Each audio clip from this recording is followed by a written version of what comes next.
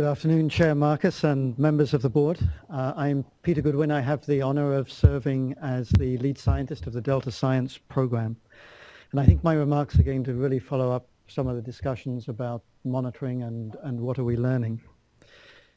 So I'm sure you're all aware that the mission of the Delta Science program is to provide the best possible unbiased scientific information to inform water and environmental decision making in the Delta.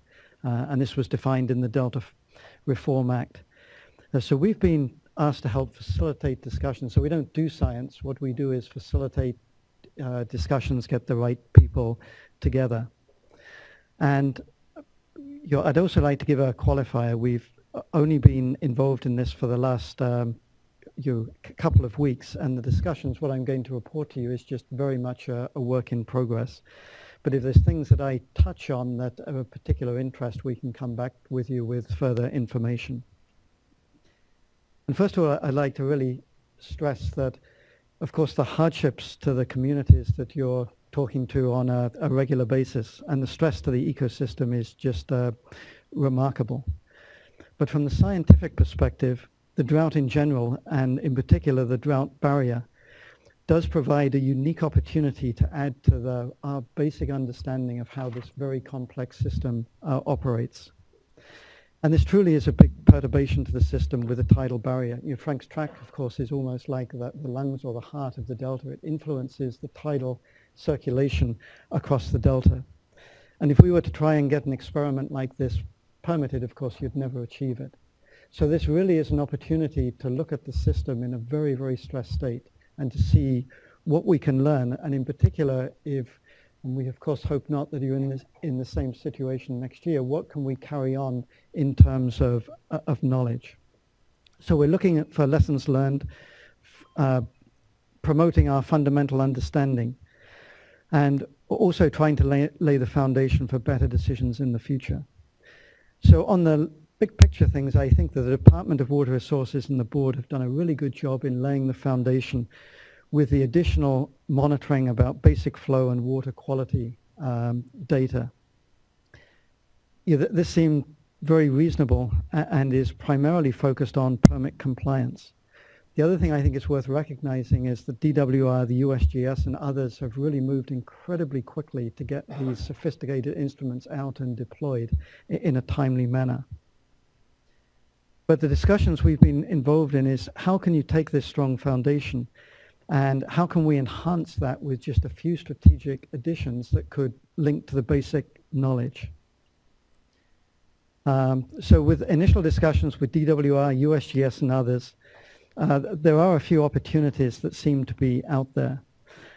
And what I would also say, it's an opportunity when we've been talking to some of the federal and state agencies to really test emerging technologies. This is truly a crisis, and this is recognized, of course, at the federal level. To deploy some of the new equipment out there, for example, that Brian Bergamaschi is pursuing, it takes months to get that equipment up and running and make sure everything's working. But the fact is that there are innovative pieces of equipment being deployed elsewhere in the US that could potentially be transferred in here to supplement what's being done. And so these discussions are also going on. So just a few of the things that I wanted to highlight. Carl Wilcox mentioned briefly about the expanded smelt movement monitoring that's going on. And in particular, there's a very innovative suggestion that's been put together that utilizes the smelt cam that I expect you've heard about. This has great potential for monitoring smelt without increasing take. So you can actually see and identify whether the smelt are there. And one of the things that has been proposed is to supplement the smelt cam with a lot of detailed equipment that would give you a lot of detail on the ambient environmental conditions that are actually affecting the smelt behavior. So this could be a very major step forward. Another thing which you touched on earlier was the invasive aquatic weeds, such as the Brazilian water reed, and you mentioned the water hyacinth. There's some very solid efforts going on led by ARS, the Department of Boating and Waterways, to have a concerted effort at looking at remote sensing. And so one of the things we've been looking at, that's a great start. There's a lot of flights what sort of information is being collected there, and are we missing anything? So that's currently underway. A particular issue that was also mentioned is microcystis. It's really expected that through Frank's tract, when the circulation is diminished through there, water temperatures will go up. It's going to be very ripe to microcystis blooms.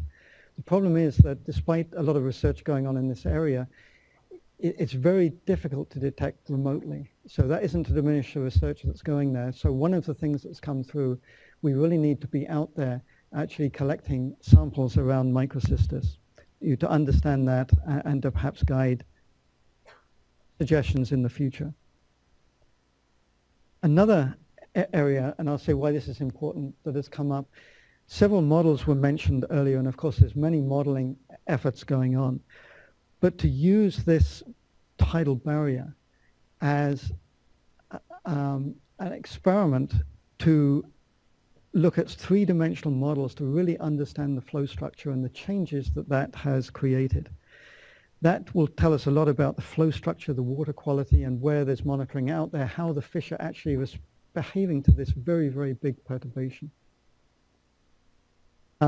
Associated with that, some of the things we've heard from senior managers and agency directors is not only being able to improve our collective predictive capacity, but how can we shorten time to get data that's being collected out to decision makers, even with all of the qualifiers that it's not perfect, it hasn't been the gold standard testing, but just getting the information out there so that you can see it to help inform your decisions. So all of that was has been posed. There's two other things which I think this modeling could really help.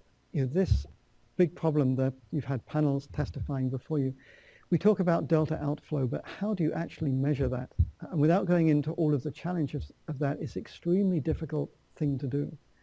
So using this supplemental monitoring that's going to be in place anyway, can we add some technologies to that that will give us a much more definitive and defensible indication of the delta outflow? And there's some very good ideas that have been proposed, which is a hybrid between these sophisticated models, not just the flows, but the salinity.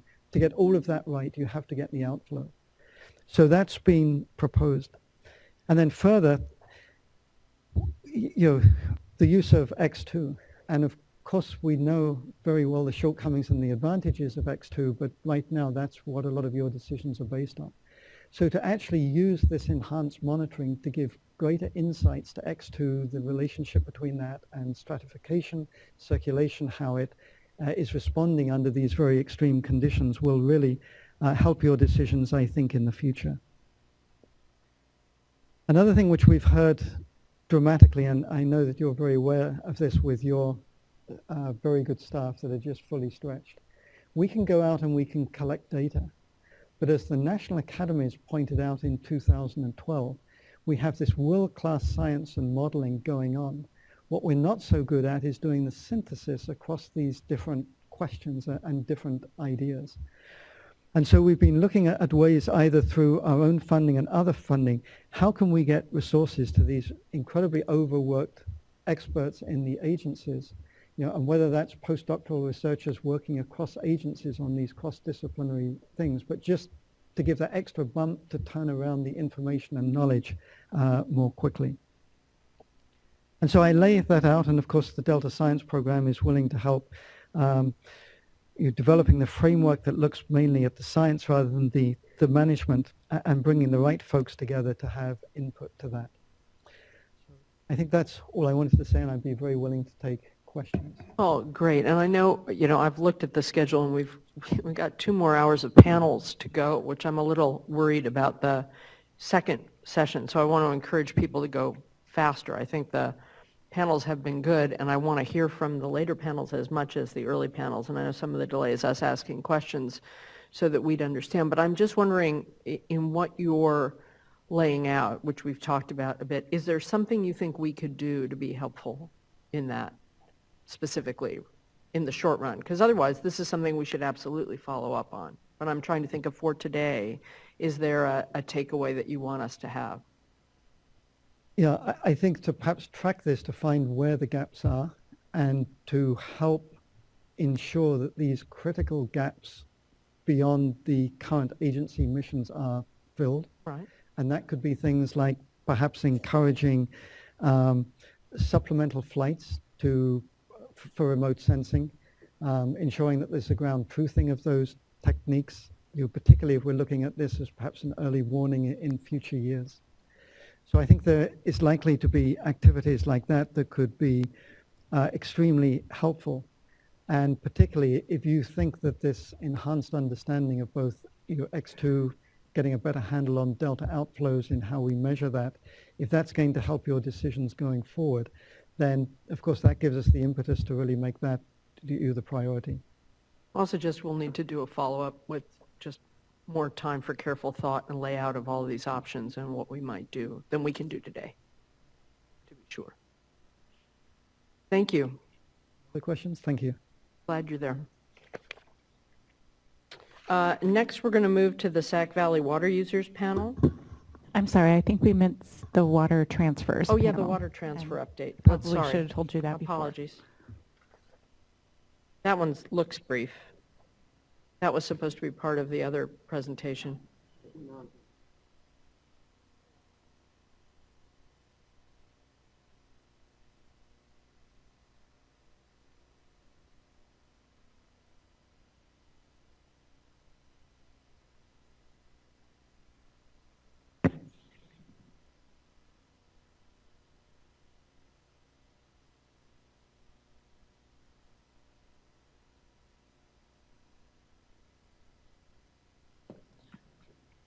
So I'm going to ask that you, even though this is a short update, that you make it short, even shorter, because I'm really eager to hear the various stakeholder panels that are ready to come up. We can talk to you guys on the merits anytime. Okay. Yep. Bill Croyle with the California Department of Water Resources. We're going to move fast. We do have a couple slides, but we'll have the panel introduce themselves as well. My name is Jerry Johns. I've been working with the Department of Water Resources the last couple of years as a consultant to help them out with water transfer activities. My name is Nancy Kwana with the State Water Project Office in the Department of Water Resources, and we prepare the conveyance agreements for the transfers in the State Water Project facilities. And John Lehi, State Water Project Operations. Before we go through the slides, maybe do it. Maybe I could do a real quick overview of where we are with water transfers last year and this year. Last year in 2014, between the department and the Bureau, we helped move north to south about 380,000 acre feet of water.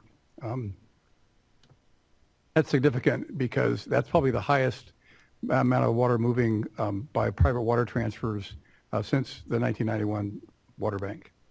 So that's significant. That's almost 400,000 acre feet. It's a lot. More than any of the years we've seen in the last, when you take out EWA, it's a significant amount of water. This year we're expecting between both agencies to help facilitate transfers across the Delta of about only 270,000 acre feet, so about 100,000 acre feet less than last year, even though there's a bigger need probably this year than last.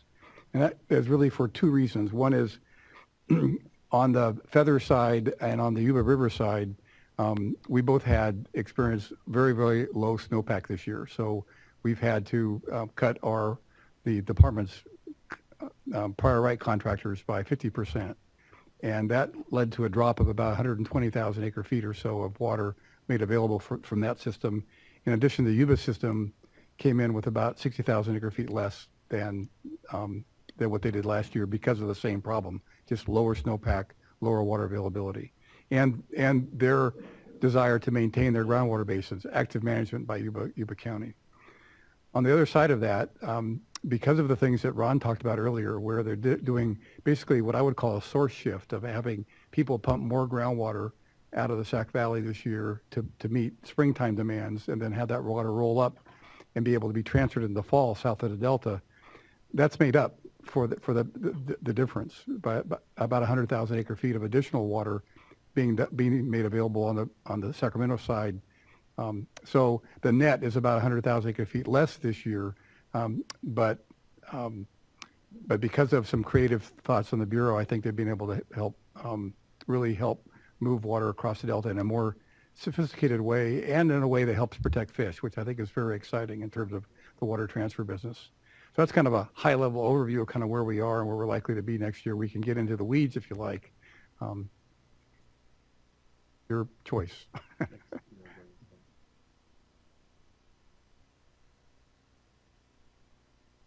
I'm not sure we need to go to the detailed slides. I mean, that may be sufficient for what you needed today. We can get into the individual transfers, who's moving water, where it's going, that kind of stuff if you'd like to get into that. Just one quick question. How, if you could explain, I mean, I think I'm aware of this, but how does it help the fish? How did you structure these in such a way such that it's beneficial for the fish? Well, the whole Yuba Accord, for example, helps resolve a big environmental issue that you guys were involved in just before I left the water board. And so in that manner, I think the Yuba Accord is very integral in terms of how they protect fish and be able to make water available for other water users as well. This year, the stuff that the Bureau has done on the Sacramento side of getting more people to basically source shift and pump more groundwater has had a big benefit of putting more cold water pool into Shasta in that manner. In addition, each transfer is reviewed both by your staff and by the department in terms of the requirements in the water code about unreasonable effects to fish and wildlife. And so we coordinate greatly with the fish agencies.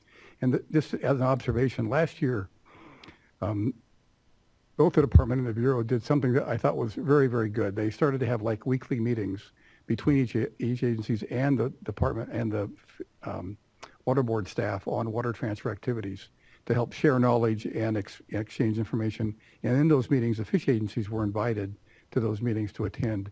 And so we kind of work through the detailed issues of these transfers, when water can be moved, and in a way that protects fish in that process. So I think the activities of the agencies have been very beneficial in terms of working through those kind of technical details of how you move water efficiently.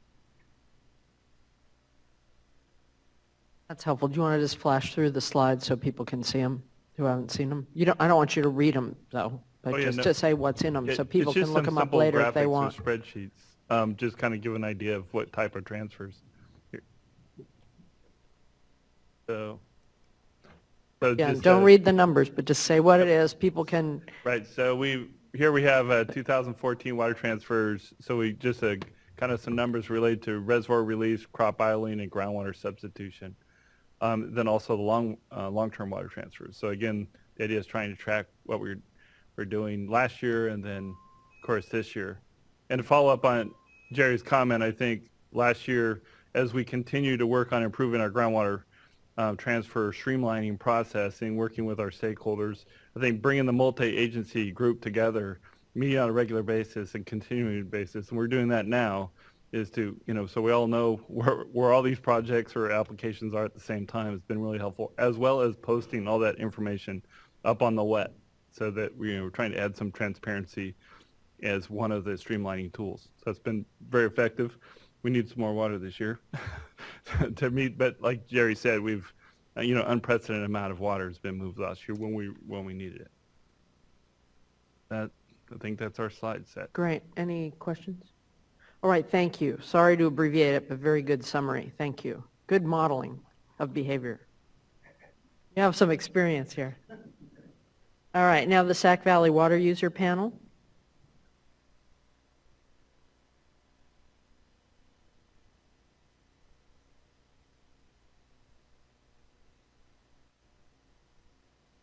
Janine, is there any way to flag for people, although they may already be here? We said we wouldn't start before 1. We didn't say we would start at 1 for the second session, but is there any way to flag that it's going to be, I'll be optimistic, between 1 and 2 hours off? Little note up, just in case someone's checking in to see where we are. Thanks. Hi. Good afternoon, Chair Marcus and members of the board. I'm Kevin O'Brien here today on behalf of the Sacramento Valley water users. We have a brief presentation. Frankly, we've trimmed it down based on some of the earlier presentations. So Thad Bettner, General Manager of Glenn-Colusa Irrigation District, is going to be our main presenter. We also have with Thad to his left, Dave Vogel, a fisheries biologist, and to his right, Mark Van Camp of MBK Engineers and Walter Beret of MBK Engineers, who would be available for questions. So I'll turn it over to Mr. Bettner. Thank you. Thank you very much. We'll go with the motto, brevity is best, and try and cover quickly as we can a lot of this material. Some of it you've seen already from the other agencies, so I think that just shows you how much coordinating we've done with them in terms with the Bureau and the fishery agencies. So I'll try and just skip through those slides to avoid covering material they've already talked about. That's great, and I think part of it too is like what you all have done to try and engage. Right, sure. So first, and I apologize for the text here, but I think it was important really to go through and talk about the key points of the framework that we reached this spring. We did a similar deal last year, but I would say it was probably not in depth. And knowing the issues that we had last year, we knew we pretty much had to kind of spice up the effort this year, if you will. So in terms of the key points of the framework, you've heard some of these already. Upstream temperature management for winter run salmon was key. We as settlement contractors, and just so you know, that represents about 200 different large districts and small districts in the Sacramento Valley, about 500,000 acres. So we are better than 25% of the valley. So when we bring something to the table, it's consolidated and represents a significant group of users. We agreed on a coordinated and capped diversion pattern, and that was over and above what we did last year. Have you heard about water transfers? We did those both in basin and out of basin.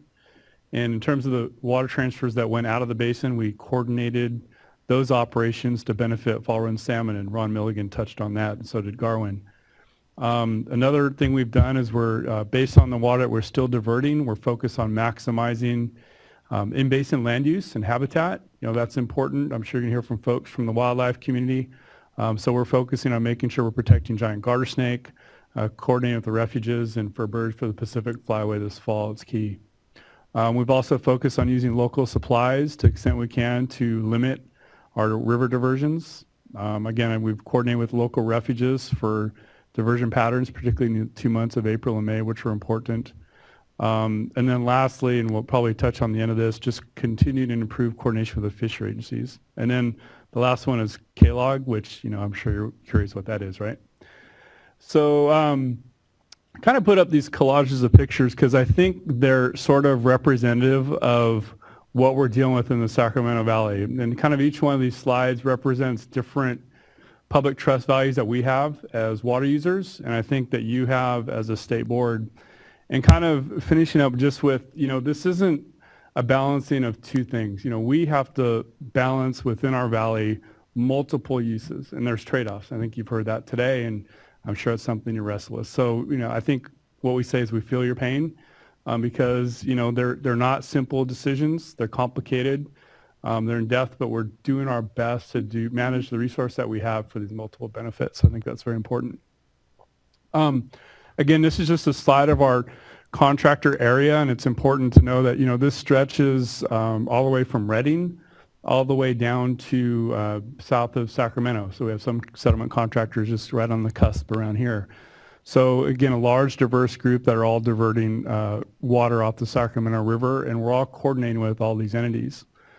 And this is just a picture of last year, and I think what's important is just to see, again, the different reaches and different needs in the Sacramento River and going on downstream into the Delta. So, you know, in this upstream part of the very top end of the picture, you know, focused on the area where we're focused on winter run, spring run, fall run salmon that use that as prime spawning habitat area. And then kind of as it moves down into our region, if you will, we use part of that water that's released out of Shasta for our own use, again, to manage the multiple benefits in our region. And ultimately, water that's released over and above our purposes and for in-stream needs makes it down to the Delta for all the uses within the Delta, as well as water quality and Delta outflow, which were touched on earlier. Ron had this slide up. I think it's important just to see, you know, we set targets this year based on our conversations with the fishery agencies. With Tom and Les Grover, we worked together really to say, here, what are our targets, at least for the next 2 months, that we need to meet to make sure we're, you know, minimizing, releasing only what's necessary, and making sure that we're on target. So we developed detailed schedules, again, coordinated all of our contractors. They came up with schedules. We've coordinated diversions. And what's impressive really is just how well we have coordinated this year. We have, like I said, you're looking at about 150 miles of river from Shasta all the way down to our bottom end diverter. So you have carry time in the river, diversions at different points, and we're all trying to manage. To one point this year was Wilkins Slough, which is about 20 miles north of here, and that showed on the dotted line in black, and the red line is the actual flow. And so our goal was to get as close as we could onto that black line, and as Ron reported earlier, we're within about 50 CFS. So kind of once we reached that deal in about April 21st, 22nd, you could see how things kind of tightened up, and our goal was to really target that flow. And we've done a good job moving water around our contractor group. So, we believe as water entities, when you as a board ask for something, you ought to get it. And I think, we're proof of that it can be done. So don't let people escape out of that, I guess. I think the other thing we've heard is this issue of, well, what's different from this year, last year? I think everybody's kind of, maybe you're going to hear, well, it's doom and gloom and we're going down the same path as last year. And I think that's not our vision. Certainly, what's better than this year? You've heard earlier that we have better storage by almost 250,000 acre feet. Yeah, it's a little bit warmer, but things are being done already to address that. We've improved coordinating with the agencies. We mentioned we're on a more restrictive flow pattern. Transfers have been discussed, so even with transfers that we're looking at, that will add an additional 100,000 acre feet of water through the summer that will get carried over through the fall. That's significant. So right there, you've got more than 350,000 acre feet of water that's going to help get through the summer that wasn't there last year. Ron talked about real-time adaptive management. That's going on currently. For example, is bypassing the power plant, which is significant. And then lastly, we're even coordinating on Delta operations. So even this week, we have cut back on our diversions, let some of the water go past us, and that's helping meet Delta salinity standards in the Delta. So those tight coordinations with the Bureau have been significant, and I really can't express our appreciation to Ron Milligan and staff. They've been asked to do a lot by you folks, us, the fish agencies, and I think they've really stepped up, so we appreciate their effort. So I kind of just want to switch from operations to also kind of other things we talked about. So this is Klog, so this is kind of my last bullet I had on that second slide, and this is the nice landing outfall gates. And one of the deals that we reached as part of our operations this year is we were in a room, and basically we had Chuck Bonham come in and said, I'm good with this deal, but I want you to fix Klog. I want that part of the deal this year. And what this structure is this is basically a flood control structure where salmon have the potential to stray through the gates there and go up into the Colusa Basin drain. There's no way out for them, and eventually they don't make it. So he said, I want that fixed. So Reclamation District 108, one of our contractors, said we will take on that project. And so I'm just kind of overlaying, apologize for the graphic, but this is basically a floating Alaskan weir structure, which will be a positive shutoff to where fish can't get through those gates anymore. So we're eliminating a strain point that affects winter run and fall run. Last year, our district, we worked on a project called Painter's Riffle. We completed this project in 2014. Dave Vogel was instrumental in helping us get this project moved. We worked with the agencies. Golden Gate Salmon Association partnered on this project. And we said we want to basically clean up a spawning area habitat up in the north part of the river at winter run are using. And so we went in. The picture on the left was a plugged up side channel. Picture on the right was basically opened up. It was all dredged to the right elevation for the right flows. That's all the gravel that we removed out of it. And that's now available for spawning this year. And so it's a project we paid for, got permitted, everything. So again, the agencies are taxed. We can't have them do everything. We've got to show up ourselves, and that's what we're doing. Cost? Cost about $350,000. About $50,000 of that was permits. The rest of it was design and actual work out in the water. How long did it take for the permits? The permits took about 6 months. The work took about 2 weeks. Can be done. So, and presumably there'll be a lot of monitoring. yeah, and we're doing monitoring as we speak. Yeah. So, and just Ron showed the slide, but what I wanted to point out is if you look at the Highway 44 bridge where the smaller red dot is, this is where the fish spawn, winter run spawned last year. Painter's Riffle is right downstream of Highway 44 bridge. So, you know, we're looking at saying, hey, we got habitat, you know, this is where the fish are going. We want to make sure there's habitat where they show up. So I think, Felicia, you asked a question about, well, where do they spawn? You know, we think habitat is one of those, you know, deals that says where they spawn. And so to create more habitat, we believe is vitally important on the upper part of the Sacramento. Right.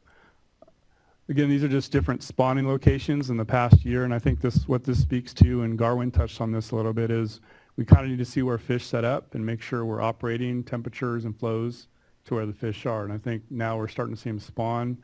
You know, we're going to be out there, and Dave you can ask him questions if you like, but certainly we're going to be out there and helping the agencies do some of that real-time monitoring so we get good data to make good decisions.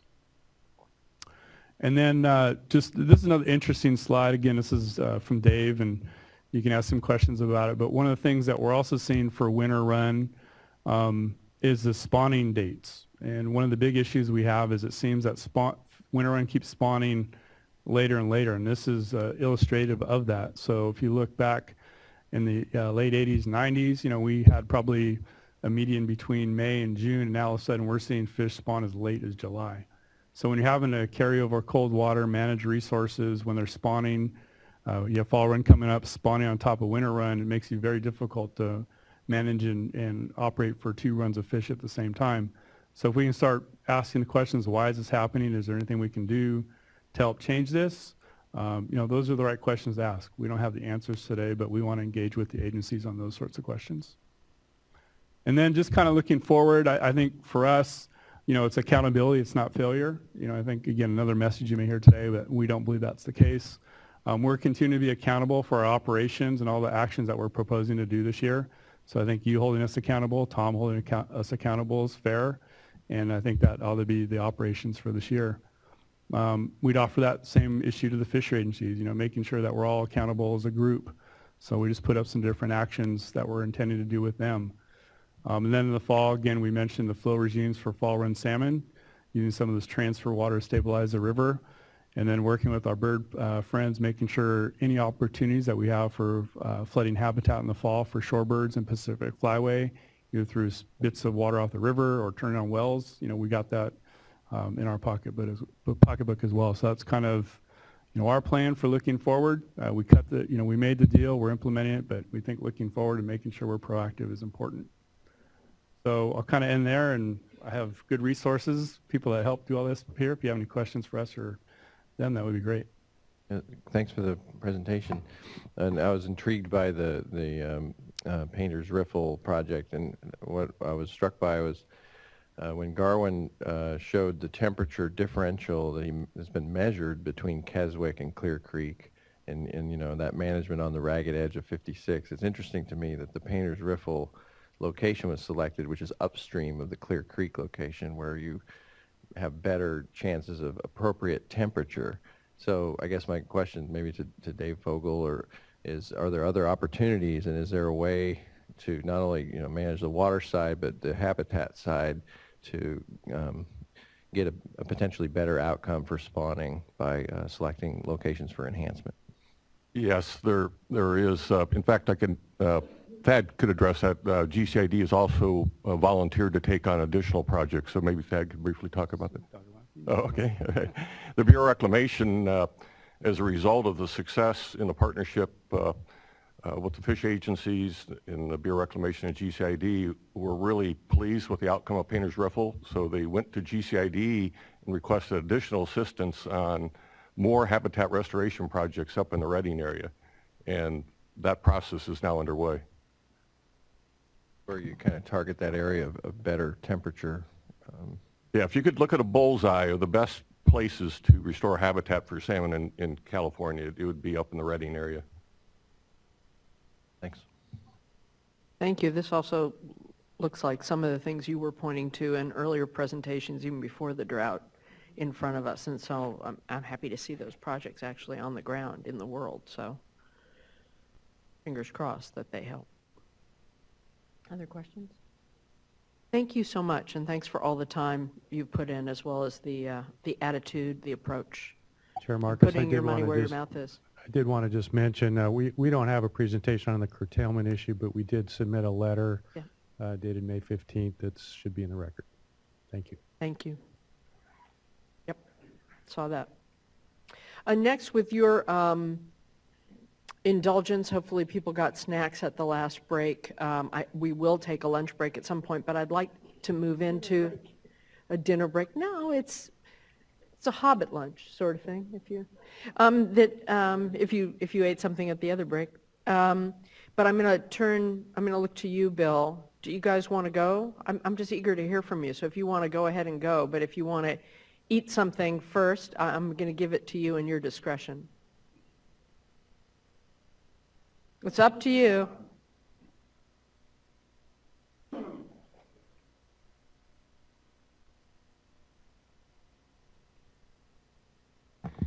Yeah, and don't worry about it. I had a snack, so I won't be grumpy for your presentation. No problem. Yeah, well, I haven't. I have nuts and protein bars. Maybe he needs one. Okay, I had a chicken salad sandwich for breakfast because that was all they had downstairs. Oh. It's not it's not bad. It's pretty good. Yeah, I like the chicken I'll salad. go first. We got a clicker there. I would like that.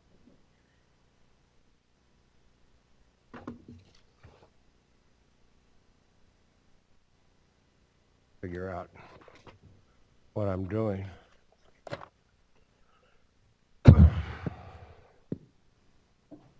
Well,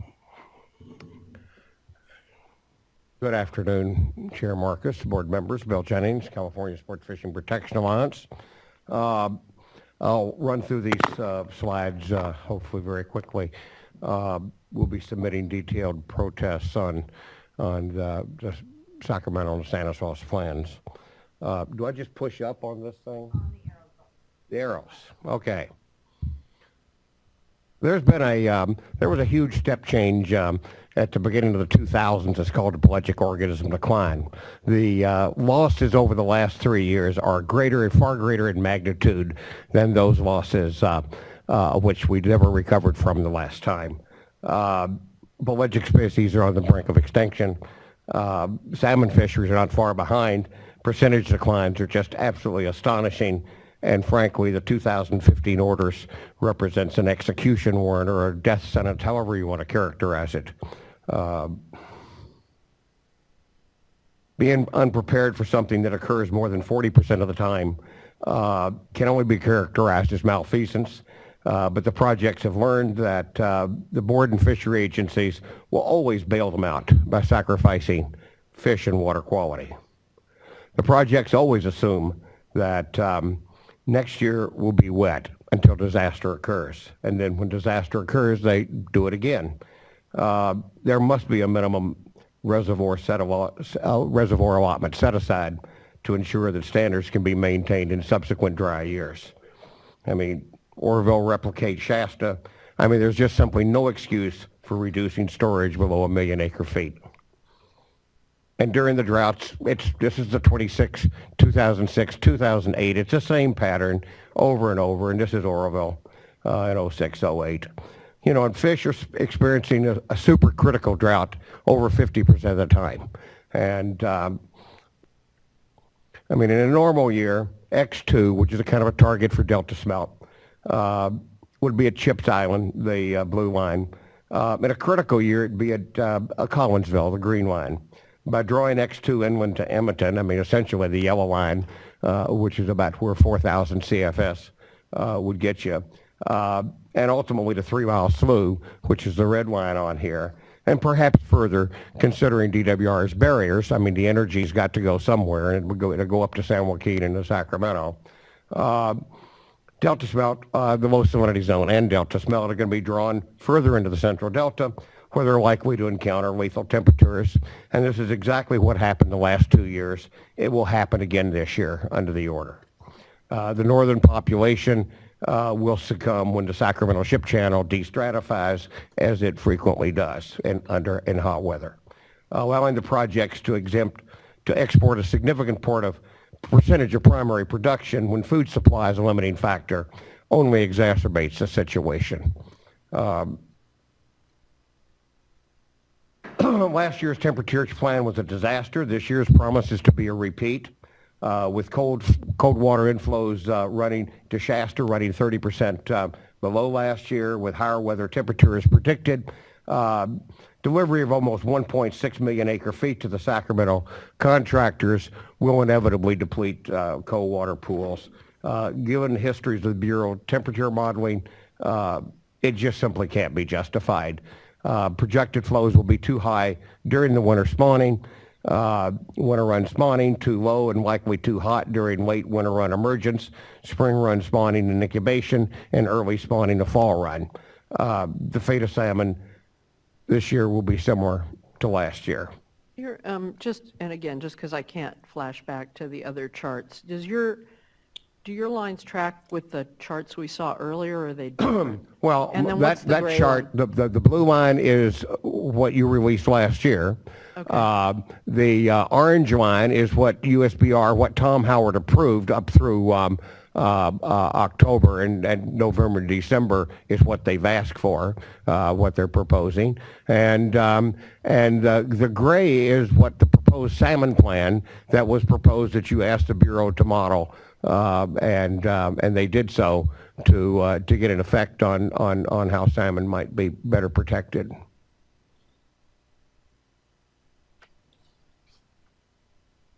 So again, we asked them to look at 3 different scenarios.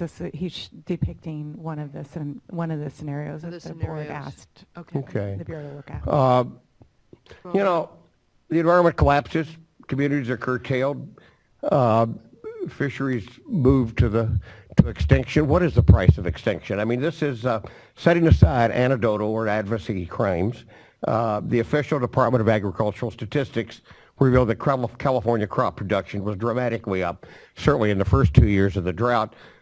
This was through 2013. The 2014 reports will be out later this summer.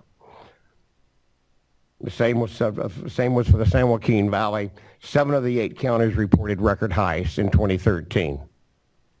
And for the Sacramento Valley, 9 of the 10 counties reported record highs in 2013. Now, we do have the 2014 the employment data, and it shows that California farm jobs increased to record high levels in each of the last 3 years. It doesn't track. Jobs are crop production simply don't track with water year. Under all these charts, I've got the water years down there, and in wet years we've had drops, and in dry years we've had increases. I think the recession plays probably a greater role than anything. Yeah,